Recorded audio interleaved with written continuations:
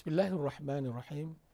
Alhamdulillahirabbil alamin wal aqibatu lil muttaqin wala udwana illa 'alal zalimin. Wassalatu wassalamu ala asyrafil mursalin sayyidina Muhammadin wa ala alihi washabbihi ajmain. Subhanaka la ilma lana illa ma 'allamtana innaka antal alimul hakim. Wala haula wala quwwata illa billahil aliyyil azim. Tuan-tuan dan puan-puan sekalian, Assalamualaikum warahmatullahi wabarakatuh. Alhamdulillah, kini kita telah pun memasuki 10 malam terakhir bulan Ramadan. Kita semua sedar akan keistimewaan 10 malam terakhir Ramadan ini dari segi ganjaran beribadah padanya, dan yang paling dikejar ialah ganjaran satu malam yang senilai 1000 bulan atau yang kita kenal dengan Lailatul Qadar. Sayyidatina Aisyah radhiyallahu anha menceritakan bagaimana baginda Rasulullah sallallahu alaihi wasallam sering menanti dan bersiap sedia untuk malam-malam tersebut. Beliau berkata, "Kana Rasulullah sallallahu alaihi wasallam idza dakhala al-ashr ahya al-lail wa ayqadha ahlahu wa jadda wa shadda al-mi'zar." Yang bermaksud adalah Rasulullah sallallahu alaihi wasallam apabila telah masuk 10 hari terakhir bulan Ramadan, baginda akan mengemaskan ikatan kainnya, menghidupkan malamnya dan membangunkan anggota keluarganya. Hadis riwayat Imam Al-Bukhari dan Muslim. Dan dalam hadis yang lain pula, Aisyah radhiyallahu anha meriwayatkan bahawa baginda sallallahu alaihi wasallam bersabda, "Taharru lailatul qadri fil witri min al-ashr al-awakhir min Ramadan." Yang bermaksud, carilah Lailatul Qadr pada malam-malam ganjil daripada 10 terakhir Ramadan. Memang jelas Ramadan adalah masa dan wadah untuk kita mempertingkat dan memperkukuhkan kerohanian kita. Sepanjang bulan ini, kita bukan sahaja diwajibkan untuk menahan diri daripada makan dan minum, bahkan kita juga menyucikan diri, fikiran dan hati dengan menahan lidah dari perkataan yang keji, mengamalkan sikap sabar, menjauhi pertengkaran dan pertelikahan serta segala bentuk akhlak yang sumbang. Namun tuan-tuan dan puan-puan sekalian, apakah itu kerohanian yang kita fahami? Dalam zaman moden ini, manusia mempunyai pelbagai tanggapan mengenai kerohanian. Ada yang mendefinisikannya sebagai pengalaman transcendental subjektif di mana Tuhan atau agama tidak perlu wujud. Sementara ada pula yang mendefinisikannya sebagai pengalaman emosi dalaman yang berkaitan dengan kewujudan Tuhan dan agama. Umumnya, mereka yang berpegang kepada kepercayaan beragama menganggap bahawa kerohanian mencerminkan nilai dan makna yang paling dalam di dalam kehidupan seorang individu. Ia merujuk kepada pertumbuhan atau transformasi pribadi di mana seorang individu itu mencapai makna dalam pencariannya tentang tujuan hidup yang sebenar. Dalam konteks Islam, tanggapan Muslim terhadap kerohanian juga ada rencamnya. Kerencaman ini adalah disebabkan oleh pandangan setiap individu Muslim tentang Islam itu sendiri. Satu hal yang sama sekali kita tidak mahu ialah kita memahami agama kita seperti 3 orang buta yang cuba mengenal seekor gajah. Masing-masing membuat tanggapan berdasarkan bahagian mana yang disentuhnya tanpa mampu mengenal rupa sebenar keseluruhan bentuk gajah itu. Di saat kita salah memahami agama kita, disitulah saat kita salah faham tentang kerohanian kita juga.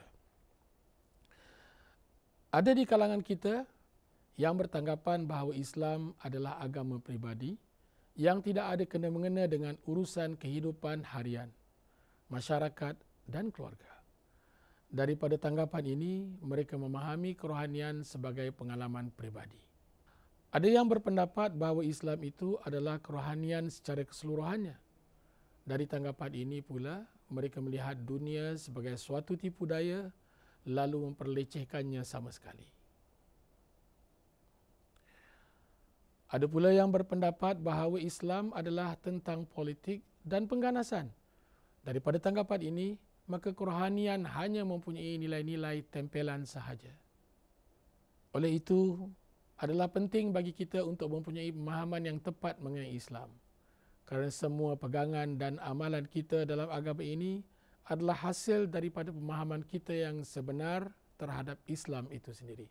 Islam adalah agama yang diasaskan oleh ilmu Rabbani atau ilmu wahyu. Dan ilmu-ilmu itu pula dijaga dan dipelihara oleh Al-Quran dan sunnah yang ditinggalkan oleh Nabi SAW. Oleh itu, ilmu pengetahuanlah yang menjadi dasar pegangan dan amalan agama kita, termasuk konsep kerohanian kita. Kepentingan ilmu ini dapat kita lihat dalam dua peristiwa penting di dalam sejarah manusia itu sendiri. Pertama, ketika Allah menciptakan manusia pertama, iaitu Nabi Adam AS, antara perkara yang terawal yang Allah lakukan ialah mengajar Nabi Adam AS akan nama-nama benda. Wa'allama Adam al-asma'a kullaha. Dan ia, yakni Allah, telah mengajarkan Nabi Adam akan segala nama-nama benda untuk dan kegunaannya. Surah Al-Baqarah ayat 31. Penamaan benda memberi maksud tentang keupayaan manusia untuk mengetahui sesuatu benda serta konsepnya. Dan keupayaan inilah yang membezakan manusia daripada malaikat dan haiwan. Dalam peristiwa kedua pula, kira-kira 1400 tahun dahulu, wahyu pertama yang diturunkan kepada Rasul sallallahu alaihi wasallam bermula dengan lafaz Iqra, yakni bacalah. Apa yang terjadi berikutan penurunan wahyu pertama ini telah mengubah seluruh dunia. Iqra kekal sehingga hari ini sebagai penegasan tentang pentingnya ilmu. Oleh itu, apabila kita berbicara tentang kerohanian, adalah penting untuk kita memahaminya atas dasar ilmu pengetahuan, bukan atas dasar sentimen, emosi atau perasaan. Islam adalah cara hidup yang menyeluruh dengan kod etika yang lengkap yang dianugerahkan oleh Allah Subhanahu wa taala kepada makhluknya. Perhambaan kita sepenuhnya kepada Allah Subhanahu wa taala adalah asas hubungan kita dengan pencipta kita. Inilah kerohanian. Kerohanian adalah kesedaran yang mengiktiraf asas hubungan tersebut. Namun, untuk memahami kerohanian dengan lebih mendalam, kita perlu juga mengetahui apakah yang dianggap sebagai bukan kerohanian atau kerohanian yang palsu. Kerohanian bukan dan tidak dibina atas emosi, sentimen dan perasaan. Kerohanian bukan mengenai pengalaman gaib atau fenomena aneh yang tidak didukung oleh Al-Quran dan As-Sunnah. Dalam hal ini, kerohanian bukanlah tentang orang-orang suci yang berjalan di atas air atau terbang di udara atau melihat yang gaib. Kerohanian bukan tentang mengamalkan gaya hidup hermetik yang mengabaikan realiti dunia. Nabi Muhammad SAW meninggalkan Gua Hira saat baginda menerima wahyu pertama dari Allah Subhanahu wa taala. Seluruh hidup baginda berubah kepada perjuangan dengan sekitarnya sambil baginda sentiasa berhubung dengan Tuhan penciptanya. Kerohanian bukan tentang melafazkan mantra atau wirid-wirid aneh, menggoyangkan badan dengan ganas mengikut alunan lagu mistik. Tidak ada ritual seperti ini di dalam Islam. Kerohanian bukan tentang menjadi kudus pada hari atau bulan tertentu. Kerohanian bukan perkara musiman yang perlu diperhatikan pada masa yang kita rasa sesuai. Memandangkan kita berada di bulan Ramadan, saya ingin mengajak anda merenung apa yang pernah dikatakan oleh Imam Ahmad radhiyallahu anhu.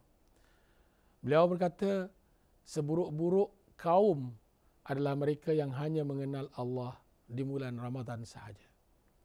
Akhir sekali, kerohanian bukan mengenai penyucian diri yang berlebihan yang membawa kita kepada introspeksi yang berlebihan hingga kita menolak perkara-perkara amali yang berbentuk duniawi.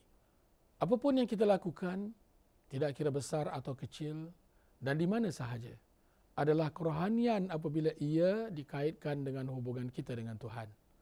Apabila kita lakukan segalanya hanya untuk Allah, Allah Subhanahu wa taala berfirman yang bermaksud, sesungguhnya salatku, ibadatku, hidupku dan matiku hanyalah untuk Allah, Tuhan semesta alam.